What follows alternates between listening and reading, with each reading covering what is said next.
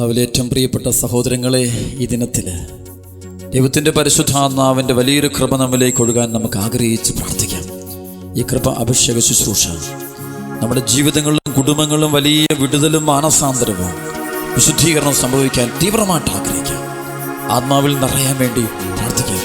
സന്നിധിയിൽ വസിച്ചോട്ടെ, പാദങ്ങൾ ചുംബിച്ചോട്ടെ,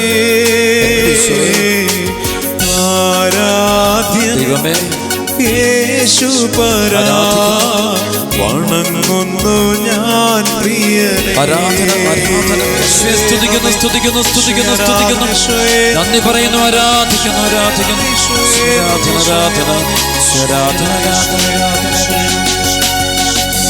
ആമേൻ. ഈശോയിലെ ഏറ്റവും പ്രിയപ്പെട്ട ദൈവമക്കളെ, ഇന്ന് പരിശുദ്ധാത്മാവ് നമ്മളോട് സംസാരിക്കുന്ന വചനം ലൂക്കാ സുവിശേഷം 3-ാം അധ്യായം 1 മുതൽ 9 വരെയുള്ള തിരുവചനമാണ്. വളരെയേറെ കൃപ നിറഞ്ഞ ഒരു വചനമാണിത്. ഏറെ ഭയത്തോടും വിശ്വാസത്തോടും കൂടെ നമുക്ക് കേൾക്കുകയും പ്രാർത്ഥിക്കുകയും ചെയ്യാം. തിബേരിയോസ് സീസറിൻ്റെ 15-ാം ഭരണവർഷം പൊന്തിയൂസ് പിലാത്തോസ് യൂദയായുടെ ദേശാധിപതിയും ഹെറോദോസ് ഗലീലിയുടെയും അവൻ്റെ സഹോദരൻ ഫിലിപ്പോസ് ഇത്തൂറിയ ത്രഖോണിത്തിസ് പ്രദേശങ്ങളുടെയും ലിസാനിയോസ് അബലേനയുടെയും ഭരണാധിപന്മാരും അന്നാസും കയ്യാഫാസും പ്രധാന പുരോഹിതന്മാരും ആയിരിക്കെ സക്കറിയായുടെ പുത്രനായ യോഹന്നാന് മരുഭൂമിയിൽ വെച്ച് ദൈവത്തിൻ്റെ അരുളപ്പാടുണ്ടായി. അവൻ പാപമോചനത്തിനുള്ള മാനസാന്തരത്തിൻ്റെ ജ്ഞാനസ്നാനം പ്രസംഗിച്ചുകൊണ്ട് യോർദാൻ്റെ സമീപ പ്രദേശങ്ങളിലേക്ക് വന്നു. യെശയ്യാ പ്രവാചകൻ്റെ പുസ്തകത്തിൽ എഴുതപ്പെട്ടിരിക്കുന്നത് പോലെ മരുഭൂമിയിൽ വിളിച്ചു പറയുന്നവൻ്റെ ശബ്ദം, കർത്താവിൻ്റെ വഴിയൊരുക്കുവിൻ, അവൻ്റെ പാത നേരെയാക്കുവിൻ. താഴ്വരകൾ നികത്തപ്പെടും, കുന്നും മലയും നിരത്തപ്പെടും, വളഞ്ഞ വഴികൾ നേരെയാക്കപ്പെടും, പരുപരുത്തവ മൃദുവാക്കപ്പെടും. സകല മനുഷ്യരും ദൈവത്തിൻ്റെ രക്ഷ കാണുകയും ചെയ്യും. ജ്ഞാനസ്നാനം സ്വീകരിക്കുവാൻ തൻ്റെ അടുത്തേക്ക് വന്നിരുന്ന ജനക്കൂട്ടങ്ങളോട് അവൻ ചോദിച്ചു, അണലി സന്തതികളെ, ആസന്നമായ ക്രോധത്തിൽ നിന്ന് ഓടിയകലാൻ നിങ്ങൾക്ക് മുന്നറിയിപ്പ് നൽകിയത് ആരാണ്? മാനസാന്തരത്തിന് യോജിച്ച ഫലങ്ങൾ പുറപ്പെടുവിക്കുവിൻ. ഞങ്ങൾക്ക് പിതാവായി അബ്രാഹമുണ്ട് എന്ന് പറഞ്ഞ് നിങ്ങൾ അഭിമാനിക്കേണ്ട. കാരണം ഈ കല്ലുകളിൽ നിന്ന് അബ്രാഹത്തിന് സന്താനങ്ങളെ പുറപ്പെടുവിക്കുവാൻ ദൈവത്തിന് കഴിയുമെന്ന് ഞാൻ നിങ്ങളോട് പറയുന്നു. വൃക്ഷങ്ങളുടെ ചുവടിന് കൊടാല് വയ്ക്കപ്പെട്ടിരിക്കുന്നു, വൃക്ഷങ്ങളുടെ വേരിന് കൊടാല് വയ്ക്കപ്പെട്ട് കഴിഞ്ഞു. നല്ല ഫലം നൽകാത്ത വൃക്ഷങ്ങളെല്ലാം വെട്ടി തീയിൽ എറിയപ്പെടും. ദൈവമക്കളെ, സുവിശേഷത്തിലെ അതിഭയങ്കരമായ കൃപ നൽകുന്ന ഒരു വചനമാണ്. നമുക്കറിയാം, സ്നാപക യോഹന്നാൻ എന്തിനു വന്നു? ഈശോയ്ക്ക് മുന്നോടിയായിട്ട് വരുന്നു. ഈശോ വരുന്നതിന് തൊട്ട് മുമ്പ് വരുന്ന സ്നാപക യോഹന്നാന്. സ്നാപക യോഹന്നാൻ്റെ ലക്ഷ്യം എന്താണ്? ഈശോയ്ക്ക് വഴിയൊരുക്കുക. ഈശോ ദൈവജനത്തിൻ്റെ ഹൃദയങ്ങളിലേക്ക്, ജീവിതങ്ങളിലേക്ക് കടന്നു വരാൻ ഈശോയ്ക്ക് വേണ്ടി ഒരു വഴിയൊരുക്കുക, അല്ലെങ്കിൽ ദൈവത്തിന് വഴിയൊരുക്കിയ ഒരു മനുഷ്യൻ. ദൈവം ഒരുവൻ്റെ ഹൃദയത്തിലേക്ക്, ജീവിതത്തിലേക്ക് കടന്നു വരണമെങ്കിൽ അവൻ ഏതെല്ലാം തരത്തിൽ ആ വ്യക്തി, ആ കുടുംബം, ആ ദേശം, ആ രാജ്യം ഒരുങ്ങണം എന്ന് പഠിപ്പിച്ച ഒരു മനുഷ്യനാണ്, ഒരു പ്രവാചകനാണ് ശരിക്കും സ്നാപക യോഹന്നാൻ. ദൈവത്തെ സ്വീകരിക്കാൻ ഒരു വ്യക്തി ഏതെല്ലാം ഒരുക്കങ്ങൾ നടത്തണം?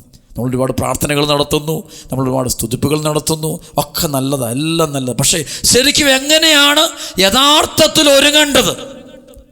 ദൈവാനുഭവം കിട്ടാൻ, നമ്മുടെ കുടുംബത്തിലെ പൈശാചിക ബന്ധനം അഴിയാൻ, അല്ലെങ്കിൽ കുടുംബത്തിലെ പാപക്കട്ടഴിയാൻ, അവിശ്വാസത്തിൻ്റെ അടിത്തറ ഇളകി മാറാൻ, എല്ലാം മാറാൻ, കുടുംബങ്ങളിൽ വലിയ സംഭവം ഉണ്ടാകാൻ, ഓരോരുത്തരും ക്രിസ്തുവിനെ അടുത്തറിയാൻ, അന്ധകാരം വിട്ടുപോകാൻ, അന്ധവിശ്വാസങ്ങൾ വിട്ടുപോകാൻ, നിരീശ്വരവാദം വിട്ടുപോകാൻ, തിന്മ വിട്ടുപോകാൻ, ദൈവത്തിൻ്റെ ഭരണം, ദൈവത്തിൻ്റെ ജീവൻ നമ്മുടെ ജീവിതത്തിൽ, ശരീരത്തിൽ, മനസ്സിൽ, ആത്മാവിൽ, കുടുംബത്തിൽ സംഭവിക്കാൻ നമ്മൾ എന്ത് ചെയ്യണം? ഇതാണ് ശരിക്കും പറഞ്ഞാൽ ഈ വചനത്തിൻ്റെ പൊരുളതാണ്.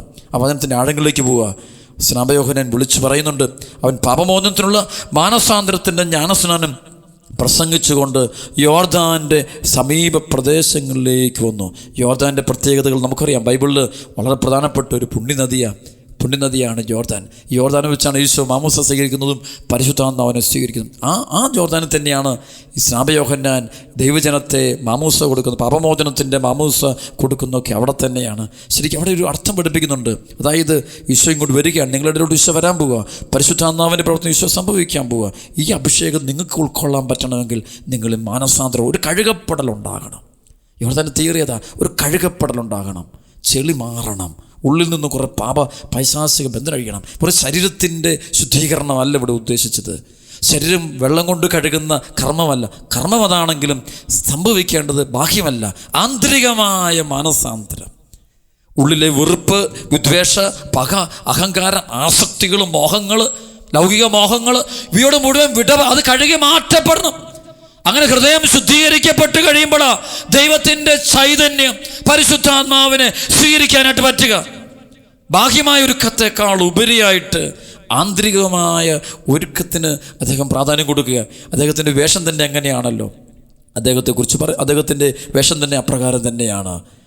അപ്പോൾ അവിടെയെല്ലാം കാണിക്കുന്ന ബാഹ്യമായ ഒരുക്കമല്ല, ആന്തരികമായ ഒരുക്കം നമ്മൾ സംഭവിക്കണം. അതിൻ്റെ വചനം പറയുകയാണ്, യെശയ്യാപ്രവാചകൻ്റെ പുസ്തകത്തിൽ എഴുതപ്പെട്ടിരിക്കുന്ന പോലെ, മരുഭൂമിയിൽ വിളിച്ചു പറയുന്നവൻ്റെ ശബ്ദം, കർത്താവിന് വഴിയൊരുക്കുവിൻ, അവൻ്റെ പാത നേരെയാക്കുവിൻ. താഴ്വരകൾ നികത്തപ്പെടുന്നു, കുന്നും മലയും നിരത്തപ്പെടുന്നു. വഴിയൊരുക്കുക, ഒരു നല്ല റോഡ് വെട്ടുന്നത് പോലെ കുഴിയൊക്കെ മാറ്റുന്നു, മലകളൊക്കെ നിരത്തപ്പെടുന്നു. നമ്മളുടെ മലകൾ അഹങ്കാരം, അഹന്ത, ധനമോഹം, വാശി, പ്രതികാര ചിന്ത, ഇങ്ങനെയുള്ള ജീവിതത്തിൽ ഉയർന്നിൽക്കുന്ന പാപത്തിൻ്റെ മലകൾ അത് ഇടിച്ച് നിരത്താൻ പറയുക. അത് കളയണം. നിൻ്റെ സമ്പത്തോടുള്ള ആർത്തി ഇത് കളയണം, അല്ലാണ്ട് ദൈവത്തിൻ്റെ വരവുണ്ടാകുകയല്ല. അതാണ് പലരുടെയും ജീവിതത്തിൽ പരിശുദ്ധാത്മാവിൻ്റെ പ്രവർത്തനം സംഭവിക്കാത്ത ചില കുഴികളുണ്ട്, ചില ഈ മലകൾ നിൽക്കുക. കുഴികൾ എന്ന് വെച്ച് കഴിഞ്ഞാൽ പാപത്തിൻ്റെ കുഴികളിൽ കിടക്കുകയാണ്, ചില മ്ലേച്ഛതയിൽ കിടക്കുക, അവിഹിത ബന്ധങ്ങളിൽ കിടക്കുക, ദൈവത്തിന് നടക്കാത്ത പ്രവൃത്തികൾ രഹസ്യമായും പരസ്യമായും ചെയ്യുക, കുഴിയിൽ കിടക്കുക, ഒരു പാപത്തിൽ കഴിയുക, അശുദ്ധിക്ക് അടിമപ്പെടുത്തല്ല, തഴക്കദോഷങ്ങളിൽ അടിമപ്പെട്ട് കഴിയുക. അതുപോലെ തന്നെ ചില അഹങ്കാരത്തിൻ്റെ മേഖലകൾ, ചില മലകൾ, ഞാനെന്ന പാവം, ചില മലകളുടെ പ്രത്യേകം എന്താ, അപ്പുറത്തുള്ള ആളിനെ കാണാൻ പറ്റത്തില്ല. ഒരു മലയുണ്ടെങ്കിൽ അതിനപ്പുറത്തുള്ള ദേശം നമുക്ക് കാണാൻ പറ്റില്ല. അതെ, കുടുംബത്തിൽ അപ്പനെ കാണാൻ പറ്റുന്നില്ല, മകൻ്റെ അഹങ്കാരം മൂലം അപ്പനാരാന്ന് മനസ്സിലാക്കാൻ പറ്റുന്നില്ല, അമ്മ ആരാന്ന് മനസ്സിലാക്കാൻ. അതിനിടയ്ക്ക് ചില ബന്ധനം നിൽക്കുക, ചില ബന്ധങ്ങളായിരിക്കാം, ചില വ്യക്തികളാകാം, പാപത്തിൻ്റെ ചില രഹസ്യ കൂട്ടുകെട്ടുകളാകാം. ഇത് നിൽക്കുമ്പോൾ ഈ മല നിൽക്കുന്നതുകൊണ്ട് അതിനപ്പുറത്തുള്ളത് സത്യങ്ങളൊന്നും കാണാൻ പറ്റുന്നില്ല. സത്യങ്ങൾ കാണാൻ പറ്റും, ദൈവാനുഭവം കിട്ടുന്നില്ല, കുടുംബത്തിൽ സ്നേഹമില്ല. അപ്പോൾ ഈ മലകളൊക്കെ ഒന്ന് മാറ്റാൻ പറയാം. പരിപരുത്ത സ്വഭാവങ്ങൾ, വെറുപ്പിൻ്റെ, വിദ്വേഷത്തിൻ്റെ, പകയുടെ, പ്രതികാര ചിന്തയുടെ, കോപത്തിൻ്റെ ഒക്കെ സ്വഭാവങ്ങൾ എടുത്ത് കളയുക. വീണ്ടും പറയാം, അപ്പോൾ സകല മനുഷ്യരും ദൈവത്തിൻ്റെ രക്ഷ കാണുക തന്നെ ചെയ്യും. റോമാലേഖനം 12-ാം അധ്യായത്തിൻ്റെ 1, 2, 3 വചനം.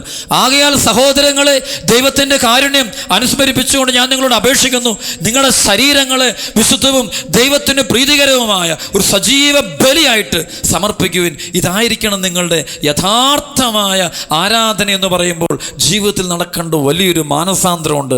മാനസാന്തരപ്പെടുവിൻ, ദൈവരാജ്യം സമീപിച്ചിരിക്കുന്നു. അതേ പ്രിയപ്പെട്ട ദൈവമക്കളെ, ഈ വചനം കേട്ടുകൊണ്ടിരിക്കെ തന്നെ നമ്മുടെ ജീവിതത്തെ നമ്മൾ കഴുകി വിശുദ്ധീകരിക്കണം. യോർദാൻ്റെ മഹത്വത, യോർദാൻ അനേകരെ വിശുദ്ധീകരിച്ച സ്ഥലമാണ്. യോർദാൻ്റെ ജലത്തിന് പ്രത്യേകത, വിശുദ്ധീകരിച്ച സ്ഥലം അതാണ്.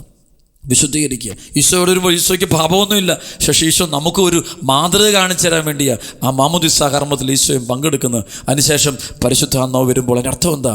ഏതൊരു ക്രൈസ്തവനും തൻ്റെ ജീവിതത്തിലെ മാലിന്യങ്ങൾ, ഏതൊരു വ്യക്തിയും ദൈവത്തിന് നിരക്കാത്ത പ്രവർത്തികൾ ജീവിതത്തിൽ നിന്ന് കഴുകി മാറ്റിക്കഴിയുമ്പോൾ അവൻ്റെ മേൽ പരിശുദ്ധാത്മാവ് എഴുന്നള്ളി വരും. അവൻ്റെ മേൽ പരിശുദ്ധാത്മാവ് വരും. പരിശുദ്ധാത്മാവ് വരണമെങ്കിൽ നിന്റെ ജീവിതത്തെ നീ സൂക്ഷ്മമായിട്ട് പരിശോധിക്കണം. പിടിവാശി, ഞാനെന്ന ഭാവം, ഞാൻ പറയും തന്നെ നടക്കണം, എൻ്റെ ആഗ്രഹം തന്നെ നടക്കണം. അപ്പൻ്റെ പിടിവാശി മൂലം എത്ര കുടുംബങ്ങളാണ് തകരുന്നത്, എത്ര ബന്ധങ്ങൾ തകരുന്നത്. അമ്മയുടെ പിടിവാശി മൂലം മക്കൾ തകരുന്നു, ജീവിത പങ്കാളി തകരുന്നു, ബന്ധുക്കളും സ്നേഹിതരും ഒക്കെ തകരുന്നു. നമ്മൾ പറയും നമ്മൾ ചിന്തിക്കുന്നതാണ് ശരി, നമ്മളല്ല ചിന്തിക്കേണ്ടത് ദൈവ. മനുഷ്യൻ്റെ ഹൃദയത്തിലും മനുഷ്യൻ്റെ ബുദ്ധിയിലും ദൈവചിന്ത നിറയട്ടെ, മനുഷ്യ ചിന്തകൾ മാറട്ടെ. എൻ്റെ ആഗ്രഹങ്ങൾ വിട്ടിട്ട് ദൈവത്തിൻ്റെ ഹിതത്തിന് വിട്ടുകൊടുക്കുന്ന ജീവിതങ്ങളായിട്ട് മാറുക. അപ്പോഴാണ് അഭിഷേകം സംഭവിക്കുക, പരിശുദ്ധാത്മാവിൻ്റെ പ്രവർത്തനം ഉണ്ടാകുക. ഈശോ പഠിപ്പിക്കുന്നതാണ്, നിങ്ങൾ ശുദ്ധീകരിച്ചാൽ പരിശുദ്ധാത്മാവിനെ കിട്ടും. പന്തക്കുസ്ത അനുഭവത്തിൻ്റെ പ്രത്യേകത തന്നെയാണ്. അപ്പോസ്തലപ്പെടുന്ന 2-ാം അധ്യായത്തിൻ്റെ 1 മുതൽ വചനത്തിൽ കാണുന്ന പന്തക്കുസ്ത അനുഭവം, ആ പന്തക്കുസ്ത അനുഭവം ഉണ്ടാകുന്ന തൊട്ട് മുമ്പ് 10 ദിനരാത്രങ്ങൾ ശരിക്കും അപ്പോസ്തലന്മാരും മറ്റുള്ളവർ ഒരുമിച്ചിരുന്നിട്ട് വിശുദ്ധീകരണ കർമ്മം നടത്തുകയാണ്. ശുദ്ധീകരണ കർമ്മം നടത്തുകയാണ്. അത് തന്നെയാണ് റോമാലേഖനത്തിൻ്റെ 2-ാം അധ്യായത്തിൻ്റെ 28-29 വചനമുണ്ട്. അതായത് ബാഹ്യമായ പരിച്ഛേദനമല്ല യഥാർത്ഥ പരിച്ഛേദനം, ആന്തരികമായ പരിച്ഛേദനമാണ് യഥാർത്ഥ. അത് ഹൃദയത്തിൽ നടക്കുന്ന പരിച്ഛേദനമാണത്. ഹൃദയത്തിൽ നടക്കുന്ന ആന്തരികമായ വിശുദ്ധീകരണം. നല്ല കുമ്പസാരം ഞാൻ ചിലപ്പോൾ കണ്ടുണ്ട്. ചില ജീവിതങ്ങൾ ശരിക്കും കുമ്പസാരിക്കുന്നത് കാണാൻ പറ്റും. കഴിഞ്ഞ ആളുകൾ ഒരു കുടുംബത്തെ കണ്ടു. അനേക നാളുകളായിട്ട് അവരിങ്ങനെ പ്രാർത്ഥനയ്ക്ക് വരുന്നൊരു കുടുംബം. ഭാര്യയും ഭർത്താവും വരുമ്പോൾ അവരുടെ ഭൗതിക കാര്യങ്ങൾ നിറവേറണം, രോഗങ്ങൾ മാറണം, കുഞ്ഞുങ്ങളുടെ പ്രശ്നം മാറണം, ജോലി പ്രശ്നം മാറണം, ഇങ്ങനെ ഓരോ കാര്യങ്ങളായിട്ടാണ് വന്നുകൊണ്ടിരുന്നത്. പക്ഷേ കഴിഞ്ഞ നാളിൽ അവർ വന്നിട്ട് ചെയ്തൊരു പ്രവൃത്തി എനിക്ക് ഒത്തിരി സന്തോഷമായി. സംഭവം ഇതാണ്. അവർ വന്നിട്ട് പറഞ്ഞു, ഒരൊന്നും പറഞ്ഞു, അച്ഛാ ഒന്ന് കുമ്പസാരിക്കണം. ഞാൻ പറഞ്ഞു ഓക്കെ കുമ്പസാരിക്കാം. അവർ മുട്ടുകുത്തി ഒരു പാപങ്ങളേറ്റു പറഞ്ഞു. ഓരോരുത്തരും ഭർത്താവും ഭാര്യയും മാറി മാറി കുമ്പസാരിക്കുക. കുമ്പസാരം കഴിഞ്ഞപ്പോൾ അവർ രണ്ടുപേരും ഒരുമിച്ച് അച്ഛൻ പ്രാർത്ഥിക്കണം. ഞാൻ പ്രാർത്ഥിക്കുക. അച്ഛൻ എന്ത് പറയുന്നു? ഞാൻ പറഞ്ഞു ഇപ്പോഴാണ് ശരിക്കും നിങ്ങളിലേക്ക് പരിശുദ്ധാത്മാവ് വന്നത്. കാരണം കഴിഞ്ഞ 3-4 വർഷത്തിൻ്റെ കൂടെയുണ്ട്, അറിയാവുന്ന ആൾക്കാർ. പക്ഷേ അവരുടെ ആഗ്രഹങ്ങൾ എപ്പോഴും ഭൗതിക മേഖല. ഇപ്പോൾ അവർക്ക് മനസ്സിലായി ഈ അനുഗ്രഹങ്ങൾക്കൊക്കെ തടസ്സം. പ്രാർത്ഥിക്കുന്നുണ്ട് പക്ഷെ അനുഗ്രഹങ്ങൾ കിട്ടുന്നില്ല. എത്ര വിളിച്ചിട്ടും അനുഗ്രഹങ്ങൾ കിട്ടുന്നില്ല. എത്ര പ്രാവശ്യം അപേക്ഷകൾ എഴുതിയിട്ടിട്ടും അഭിഷേകം കിട്ടുന്നില്ല. ഇപ്പോൾ അവർക്ക് മനസ്സിലായി തങ്ങളുടെ ജീവിതത്തിലെ സ്വാർത്ഥതകളും അഹങ്കാരവും കുറ്റം പറച്ചിലുകളും അതുകൊള്ളു. വലിയ ലോകത്തിൻ്റെ ദൃഷ്ടി നോക്കുന്ന മാരക പാപങ്ങളൊന്നുമില്ല. പക്ഷേ അവരുടെ സംസാരത്തിലും വാക്കിലും ചിന്തയിലും പ്രവൃത്തിയിലുമുള്ള കുറവുകളാണ്. അതെല്ലാം ഏറ്റുപറഞ്ഞ് അവർ കണ്ണുനീരൊഴുക്കിക്കൊണ്ട് അവർ കുമ്പസാരിച്ച് കഴിഞ്ഞപ്പോണ്ടേ അവരിലേക്ക് പരിശുദ്ധാത്മാവിൻ്റെ ശക്തമായ ഒഴുക്കുണ്ടാകുക. അവർ വിടുതലുണ്ടാകുക. ഇനി അവർ കുടുംബത്തിൽ അത്ഭുതങ്ങൾ നടക്കും. കാരണം അതാണ് സംഭവിക്കേണ്ടത്. ദൈവം കടന്നു വരാൻ ഇപ്പോഴാണ് വഴിയൊരുക്കിയത്. നമ്മൾ പലരും അതെ അനേക നാളുകളായി പ്രാർത്ഥനകളും നിയോഗങ്ങളും പോകുമ്പോൾ ഓർക്കണം എന്തുകൊണ്ട് ദൈവം കേൾക്കുന്നില്ല, എന്തുകൊണ്ട് പ്രാർത്ഥനയ്ക്ക് ഉത്തരം കിട്ടുന്നില്ല, അഭിഷേകം കിട്ടുന്നില്ല. കാരണം ഒറ്റ കാരണമുള്ളൂ മക്കളെ, നമ്മളുടെ ഹൃദയത്തിൽ വളഞ്ഞ വഴി. ചിലർക്ക് വളഞ്ഞ വഴികളാണ്. വളഞ്ഞ വഴിയാണ്.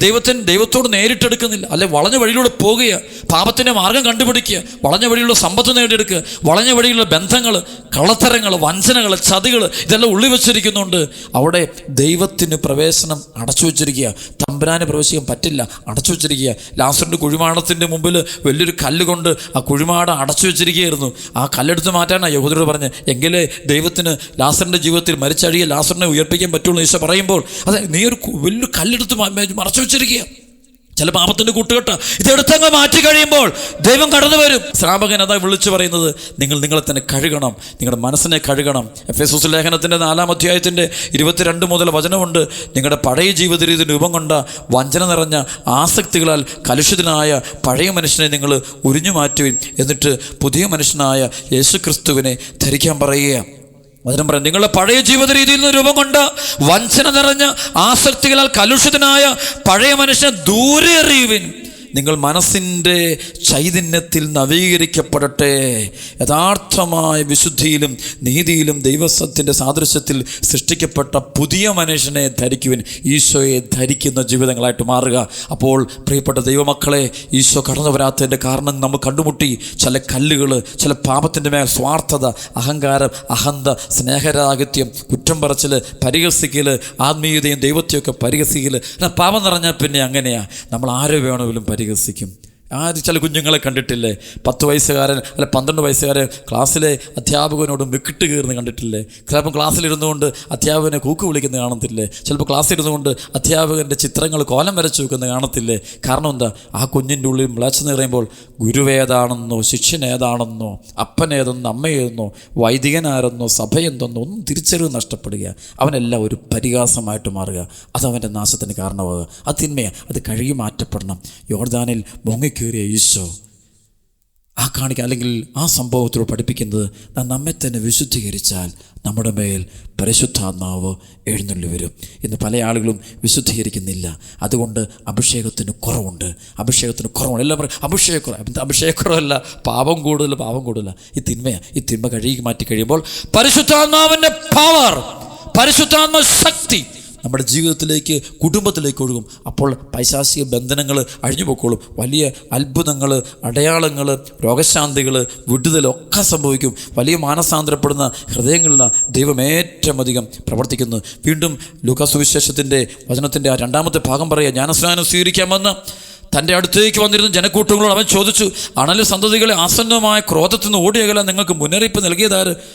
മാനസാന്തരത്തിന് യോജിച്ച് ഫലങ്ങൾ പുറപ്പെടുവിക്കുകയും ഞങ്ങൾക്ക് പിതാവായ അബ്രാഹമുണ്ട് എന്ന് പറഞ്ഞ് ഞങ്ങൾ അഭിമാനിക്കേണ്ട, കാരണം ഈ കല്ലുകളിൽ നിന്ന് അബ്രാഹത്തിന് സന്താനങ്ങളെ പുറപ്പെടുവിക്കാൻ ദൈവത്തിന് കഴിയുമെന്ന് ഞാൻ നിങ്ങളോട് പറയുന്നു. ഈശോ സ്നാപയോഹന്നാൻ വചനവുമായിട്ട് ചെല്ലുമ്പോൾ, ഈശോയ്ക്ക് വേണ്ടി വഴിയൊരുക്കേണ്ടി വരുമ്പോൾ, സത്യദൈവത്തെ എല്ലാവരും സ്വീകരിക്കാൻ വേണ്ടിയുള്ള ഒരുക്ക ശുശ്രൂഷ ആരംഭിച്ചു കഴിയുമ്പോൾ സ്നാപകം വിളിച്ചു പറയുക, നിങ്ങൾ പറയും ഞങ്ങൾക്ക് അബ്രാഹമുണ്ട്, ഞങ്ങൾക്ക് ഇതിൻ്റെ ആവശ്യമൊന്നുമില്ല, ദൈവത്തിൻ്റെ ആവശ്യമുണ്ട്. പാരമ്പര്യവാദികൾ, ഭയങ്കരമായ പാരമ്പര്യ ബോധങ്ങൾ, ചില ചിന്താഗതികൾ, ചില ബോധ്യങ്ങൾ, ചില ബൗദ്ധിക ബന്ധനങ്ങൾ കയറി കഴിയുമ്പോൾ എല്ലാത്തിനെയും തള്ളിപ്പറയും. എനിക്കെല്ലാം അറിയാം, ഞാൻ നേരായ കുടുംബത്തിൽ പറഞ്ഞ, പേര് കേട്ട കുടുംബത്തിൽ പറഞ്ഞ, എൻ്റെ അപ്പൻ ഇന്നയാളാ, എൻ്റെ അമ്മ ഇന്നയാളാ, എൻ്റെ സഹോദരൻ ഇന്നയാളാ, എൻ്റെ സഹോദരൻ ഇന്നയാളാ, വലിപ്പം പറഞ്ഞ് നടക്കുന്നു. ഈ വലിപ്പം പറഞ്ഞു എനിക്കിതിനൊന്നും ആവശ്യമില്ല, പ്രാർത്ഥന ആവശ്യമില്ല, ഐ എം ഓക്കെ, എൻ്റെ മനസ്സ് ശുദ്ധമാണ്, ഞാൻ ആരോടും ഒരു അനീതി ചെയ്തിട്ടില്ല, ഒരു തിന്മയും ചെയ്തി. പരിസയ്ക്ക് മൈൻഡ്, പരിസയ മനോഭാവം, എനിക്ക് ധ്യാനത്തിൻ്റെയോ പ്രാർത്ഥനയുടെയോ കുമ്പസാരത്തിൻ്റെയോ കുർബാനയുടെയോ ഒന്നിൻ്റെയും ആവശ്യമില്ല. ഇങ്ങനെ പറയുന്നത് പറ്റില്ല, പറയാണ് അപകടം ഉണ്ട്. പറയും ഇത് അതിൻ്റെ അവരെക്കുറിച്ച് പറയുന്ന വചനമാണ് അടുത്ത വചനം. അതായത് ഇതാ, നല്ല വൃക്ഷം കായ് നൽകാത്ത വൃക്ഷങ്ങളെല്ലാം, നല്ല ഫലം നൽകാത്ത വൃക്ഷങ്ങളെല്ലാം വെട്ടി തീയിലെറിയപ്പെടും. അതിന് മുമ്പ് പറയുന്നുണ്ട്, വൃക്ഷങ്ങളുടെ വേരിന് കോടാലി വയ്ക്കപ്പെട്ട് കഴിഞ്ഞു. അതെ, അങ്ങനെയുള്ള വൃക്ഷങ്ങളുടെ ചുവടിന് കോടാലി വയ്ക്കപ്പെട്ട് കഴിഞ്ഞു. ചില ദേശങ്ങളിൽ പോകുന്ന മുമ്പ് കാണാൻ പറ്റും, പഴയ തറവാടുകൾ പലതും ഇന്ന് തകർന്നുകൊണ്ടിരിക്കുക. പേര് കേട്ട കുടുംബങ്ങളുടെ പേര് അവിടുത്തെ മകൻ അല്ലെങ്കിൽ മകള് കളഞ്ഞുകൊണ്ടിരിക്കുക, അവിടുത്തെ അപ്പം കളഞ്ഞുകൊണ്ടിരിക്കുക. അഡ്രസ്സുള്ള കുടുംബങ്ങളുടെ അഡ്രസ്സ് നഷ്ടപ്പെട്ടു പോയിക്കൊണ്ടിരിക്കുക. കാരണം ഈ പരിസയ്ക്ക് മൈൻഡാ, അഹന്തയുടെ അഹങ്കാരത്തിൻ്റെ ഞാനെന്ന ഭാവത്തിൻ്റെ ബന്ധനം. ശരിക്കും പൈശാചികത്തിൻ്റെ കൂടാരങ്ങളാണ്, പൈശാചിക ശക്തികൾ അവർ പ്രവർത്തിക്കുന്നത്. ശരിക്കും പറഞ്ഞാൽ ഇവിടെ മാനസാന്തരം ഉണ്ടാകണം. അതിൽ ആത്മീയ അഹങ്കാരം, ആധ്യാത്മിക പോലും അഹങ്കാരം ഒന്നുമില്ലാണ്ട് പൊള്ളയായ ആധ്യാത്മികതയിൽ നിന്നുകൊണ്ട് എല്ലാം നിറഞ്ഞ വ്യക്തിയാണ്, വിശുദ്ധിയിലുള്ള വ്യക്തിയാണ്, ഞാൻ വിശുദ്ധനാ, ഞാൻ വിശുദ്ധയാണെന്ന് വെറുതെ അങ്ങ് പറഞ്ഞേക്കുക. അവരുടെ ഏതെങ്കിലും ഒരു വിശുദ്ധയുടെ ജീവിതം തട്ടിച്ചു നോക്കണം. നമ്മുടെ ജീവിതത്തിൽ ഞാനായാലും നിങ്ങളായാലും ജീവിതത്തിൻ്റെ വിശുദ്ധി പരിശോധിക്കുമ്പോൾ നോക്കേണ്ടത്, ഞാൻ എന്നെ നോട്ട് നോക്കിയിട്ട് കാര്യമില്ല, അടുത്തുള്ളവരുടെ നോക്കിയിട്ട് കാര്യമില്ല, നോക്കേണ്ടത് വിശുദ്ധരുടെ അവരുടെ ജീവിതമായിട്ട് തട്ടിച്ചു നോക്കണം. അതുമായിട്ട് അവരെ പോലെ ഞാൻ ജീവിക്കുന്നുണ്ടോ, അവരുടെ പോലെ ആത്മസമർപ്പണം നടത്തിയിട്ടുണ്ടോ, അതുപോലെ ഈശോ സ്നേഹിക്കുന്നുണ്ടോ, അതുപോലെ സഹിക്കുന്നുണ്ടോ എന്നിട്ട് നോക്കിയിട്ടാണ് പറയേണ്ടത്. എനിക്ക് വിശുദ്ധിയിൽ വളരുന്നുണ്ടോ തീരുമാനിക്കേണ്ടത്. അതുകൊണ്ട് പ്രിയപ്പെട്ട ദൈവമക്കളെ, അല്ലെങ്കിൽ ആ ഒരു മാറ്റത്തിലേക്ക് വരട്ടെ. അങ്ങനെ ഹൃദയത്തിൻ്റെ പരിവർത്തനം നടന്നു കഴിയുമ്പോൾ പരിശുദ്ധാത്മാവിൻ്റെ പ്രവർത്തനം നമ്മുടെ കുടുംബത്തിൽ നടക്കും. ദൈവത്തിൻ്റെ ശക്തമായ അഭിഷേകം, കൃപയുടെ അഭിഷേകം, വിടുതലിൻ്റെ അഭിഷേകം, ബന്ധനം കഴിഞ്ഞു പോകുന്ന അഭിഷേകം നമ്മുടെ കുടുംബം നടക്കും. അതുകൊണ്ട് ഇന്ന് ഈ വചനം കേട്ടുകൊണ്ടിരിക്കുമ്പോൾ ജീവിതത്തിൽ സമ്പൂർണ്ണമായൊരു മാനസാന്തരം സംഭവിക്കട്ടെ. അപ്പോൾ പൈശാചിക ശക്തിയിലോട്ടും ഇന്ന് പല കുടുംബങ്ങളും പൈശാചികത്തിൽ ബന്ധിച്ച് ബന്ധന പ്രാർത്ഥനയൊക്കെ ചെല്ലുമ്പോൾ കാണാൻ പറ്റും, അന്ധകാര ശക്തികൾ പല വ്യക്തികളെ വിട്ടുപോകുന്നു. എന്തുകൊണ്ട് വീണ്ടും അടച്ച് ഇത് ഇറങ്ങിപ്പോയിട്ട് വീണ്ടും വരുന്നുണ്ടല്ലോ.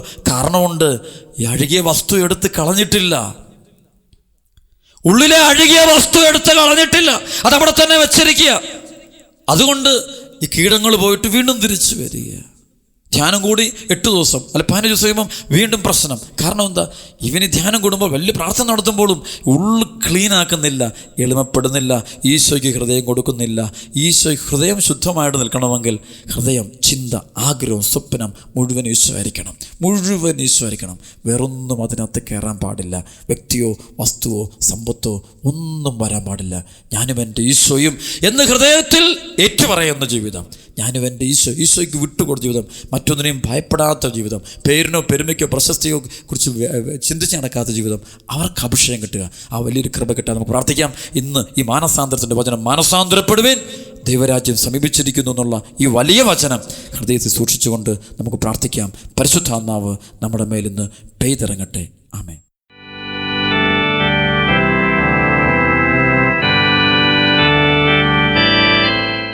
സന്നിധിയിൽ വാസിച്ചോട്ടെ, പാദങ്ങൾ ചുംബിച്ചോട്ടെ,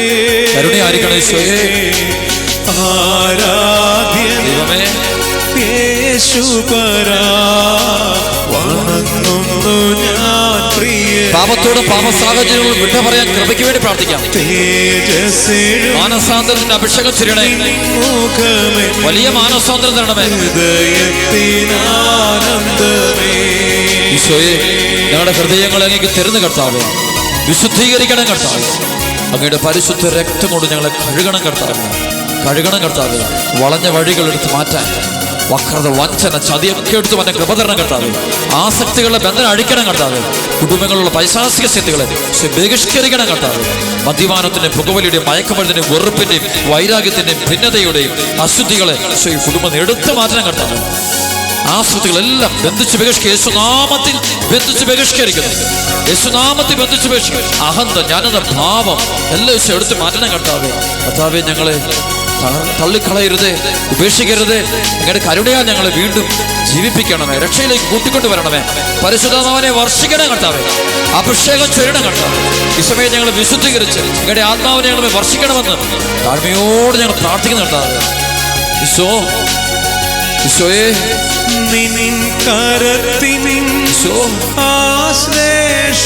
അനുഗ്രഹിക്കണം കർത്താവേ. എല്ലാ മക്കളേക്കും പരിശുദ്ധാത്മാവ് നിറയട്ടെ,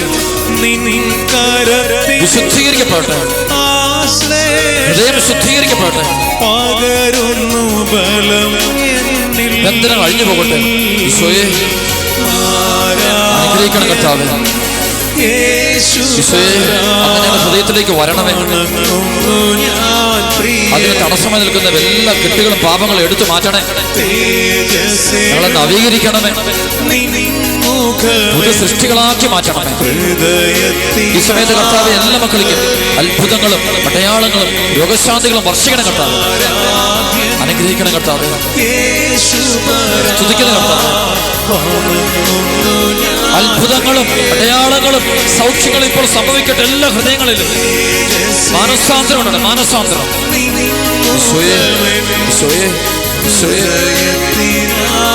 മക്കളെ, നമുക്ക് ദൈവത്തെ സ്തുതിക്കാം. ദൈവമക്കളെ, ഹൃദയം തുറന്ന് നമുക്ക് ദിവ്യകാര്യത്തെ ആരാധിക്കാം. ആരാധന, ആരാധിക്കുന്നു, ആരാധിക്കുന്നു. ഈശോയെ സ്തുതിക്കുന്നു, സ്തുതിക്കുന്നു, സ്തുതിക്കുന്നു, സ്തുതിക്കുന്നു. വിശുദ്ധീകരിക്കണം, വിശുദ്ധീകരിക്കണം, വിശുദ്ധീകരിക്കണം. വിട്ടുത നൽകണം, വിട്ടുത നൽകണം. പുസ്തകം തരണം, പുസ്തകം തിരണം, പുസ്തകം തിരണം. നന്ദി, നന്ദി, നന്ദിതയോടെ ഞങ്ങളുടെ കുടുംബങ്ങളിലെ വിശുദ്ധീകരിച്ച് അനുഗ്രഹിക്കണം കർത്താവേ. ആശീർവദിക്കണം കർത്താവേ.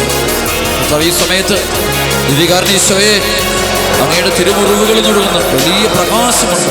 എല്ലാ ഹൃദയങ്ങളും നിറയ്ക്കണമേ, കുടുംബങ്ങളെ വിശുദ്ധീകരിക്കണമേ. അങ്ങയെ വിശ്വസിക്കാൻ കൃപ തരണമേ. Hallelujah, hallelujah. ആരാധന, ആരാധന, ആരാധന, ആരാധന, ആരാധന, ആരാധന.